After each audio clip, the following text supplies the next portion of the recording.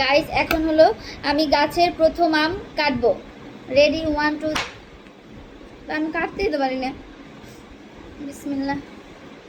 ছুরিতে দান নাই। আরে আল্লাহ, কিছু কই না। এই যে গাছে বছরের প্রথম আম। আমের আগে খাইছি, মানে গাছের আম খাওয়া নাই, কিনা খাইছি। বিসমিল্লাহ। এই দেখেন, আমরা বিভিন্ন ছবিতে এরকমের আম দেখি, তাই না, অ্যাডে। বিসমিল্লাহ।